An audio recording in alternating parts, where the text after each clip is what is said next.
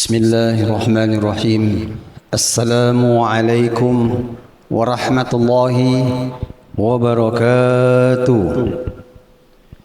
Innal hamdalillah nahmaduhu wa nasta'inuhu wa nastaghfiruh wa na'udzu billahi min shururi anfusina wa min sayyiati a'malina may yahdihillahu fala mudilla lahu wa may yudlilhu fala hadiyalah. Asyhadu an la ilaha illallah wa asyhadu anna Muhammad abduhu wa rasuluhu la nabiyya ba'da. Allahumma sholli wa sallim wa barik ala sayyidina wa maulana Muhammadin rasulillahi ajma'in, amma ba'd. Ma'asyiral muslimin wal muslimat, jamaah rohor yang dirahmati Allah Subhanahu wa taala. Tidak ada yang patut kita puji kecuali hanya Allah Subhanahu wa taala, yang mana pada hari ini kita masih diberikan oleh Allah nikmat yang tidak terhingga, baik itu nikmat kesehatan, nikmat kesempatan, apalagi nikmat iman dan Islam yang kita rasakan sekarang saat ini dalam menjalankan, yaitu perintahnya salat berjamaah di masjid yang kita cintai. Salawat berangkai salam tidak lupa pula mari sama-sama kita hadiahkan kepada junjungan kita, panutan kita, yaitu Rasulullah Muhammadin sallallahu alaihi wasallam, dengan mengucapkan Allahumma sholli ala sayyidina Muhammad wa ala ali sayyidina Muhammad. Ma'asyiral muslimin wal muslimat rahimakumullah. Kata Ibrahim bin Adham di dalam kisahnya, ada 5 hal yang membuat hati manusia menjadi mati. Maka dituliskan di dalam Al-Quranul Karim, Bismillahirrahmanirrahim, Khatamallahu ala qulubihim wa ala sam'ihim wa ala absarihim ghishawatu wa lahum azabun azim. Al-Baqarah ayat 7. Allah Subhanahu wa taala berfirman, maka kukunci hatinya, pendengarannya, penglihatannya, maka mereka akan mendapatkan siksa yang sangat berat. Artinya manusia diberikan oleh Allah segumpal darah di dalam tubuhnya, itu bernama hati. Jadi 5 hal ini kata Ibrahim bin Adham, apabila terjadi maka hati kita akan mati. Yang pertama, kata Ibrahim bin Adham, kita menguasai kekuasaan Allah, kita mengakui kekuasaan Allah, mengakui kekuasaan Allah Subhanahu wa taala, tapi kita tidak memenuhi hak-hak Allah. Apa itu hak Allah? Hak Allah untuk dipuji, dipuja dan disembah. Itu hak Allah. Maka kalimat yang mulia yang keluar dari mulut kita, la ilaha illallah, tidak ada Tuhan lain kecuali Allah. Tidak ada Tuhan lain kecuali Allah. Baik itu Tuhan yang mengkuasa di dunia ini, baik merasa sebagai Tuhan, menguasai segala-galanya, bukan Tuhan, tapi Allah lah sesungguhnya Tuhan. Itu yang pertama, membuat hati kita mati. Kita mengakui Allah itu kuasa, tapi ada yang lebih kuasa daripada Allah. Kita tidak memenuhi hak Allah. Yang kedua, setiap hari kita membaca Al-Quranul Karim, tapi kita lupa mengamalkan isinya. Maka Rasulullah mengatakan, khairukum man ta'allama Quran wa 'allamahu. Sesungguhnya sebaik-baik kamu yang belajar Al-Quran dan mengajarkannya. Kita rajin baca Quran tiap hari, tapi isi daripada Quran, maknanya itu banyak yang tidak ngerti, cuma hanya sekedar hafalan dan bacaan saja. Maka Rasulullah mengatakan, nanti banyak datang suatu masa orang membaca Al-Quran itu selepas di tenggorokannya saja. Nauzubillahi min zalik. Hati-hati. Sesungguhnya Quran inilah salah satu yang bisa memberikan kita syafaat selain Nabi Muhammad sallallahu alaihi wasallam. Quranlah yang menjadi penolong kita dari alam kubur sampai di yaumil masar. Yang ketiga, kita mengakui kita cinta kepada Rasul, tapi kita meninggalkan sunnah-sunnahnya.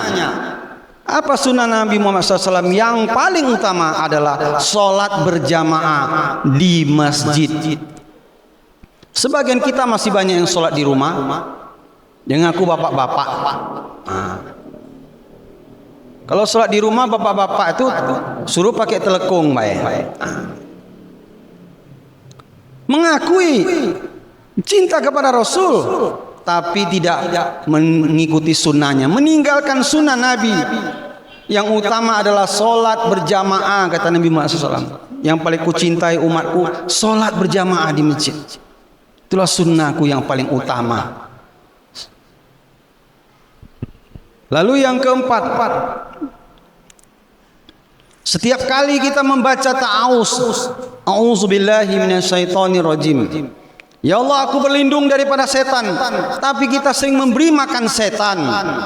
Makan kadang-kadang dengan tangan kiri. Makan kadang-kadang tangan kanan tidak baca bismillah. Makan dengan tangan kiri. Nabi Hasan dan Husain makan kurma. Ketika dia makan dengan tangan kiri, dipukul oleh Nabi. Cucunya tangannya jatuhkan kurmanya. Bayangkan Nabi Muhammad kepada cucunya, jangan makan dengan tangan kiri, sesungguhnya itu tangan setan. Kecuali tangan kanannya cacat. Itu tidak ada perdebatan. Makan jangan dengan tangan kiri. Lalu makan jangan lupa baca bismillah. Bis langsung masuk ke mulut. Ini hati-hati. Bismillah dengan nama Allah. Nggak makan. Kita memberi makan setan, lupa baca bismillah, memberi makan setan, minum setan itu. Hati-hati, masalah ini kita sepele dengan membaca bismillah. Masuk rumah baca bismillah, keluar rumah baca bismillah. Bismillah itu sepele kita, tapi bismillah itu begitu besar faedahnya, kata Imam Al-Ghazali rahimakumullah. Karena segala sesuatu itu memang harus kita sangkutkan dengan nama Allah. Keluar rumah kalau tidak baca bismillah, maka setan sudah mengikuti kita. Apalagi wanita, 3 langkah dari rumah itu diikuti oleh setan. Para wanita. Makanya fitnah terbesar, kata Nabi Muhammad SAW, adalah an-nisa, wanita. Yang paling besar fitnahnya. Mau keluar rumah harus izin daripada suami. Maka jangan lupa baca bismillah. Makan dengan tangan kanan, bukan dengan tangan kiri. Apalagi di motor-motor, kadang-kadang gue tengok orang bawa motor pakai tangan kiri dia makan.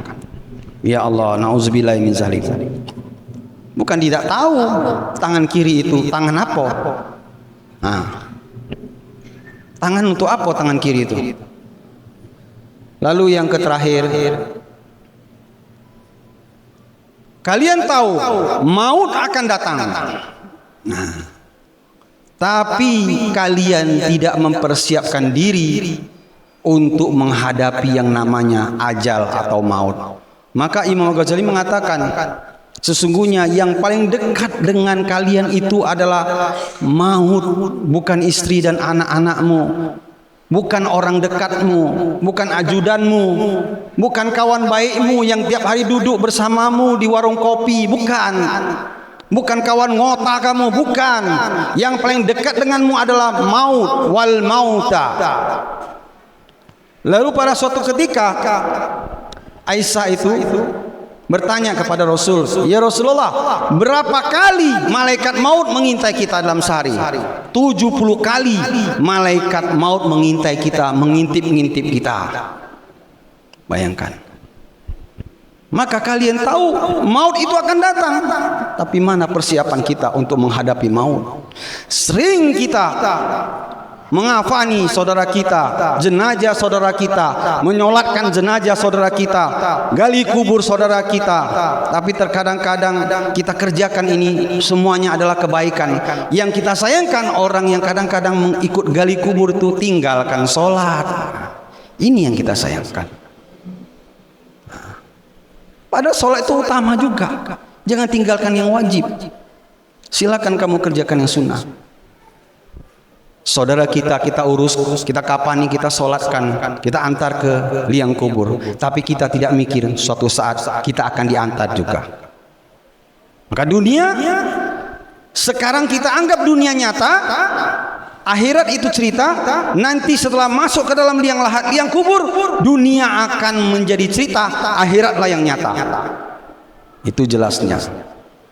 Setelah kita mati, maka dunia menjadi cerita, hanya sekedar cerita.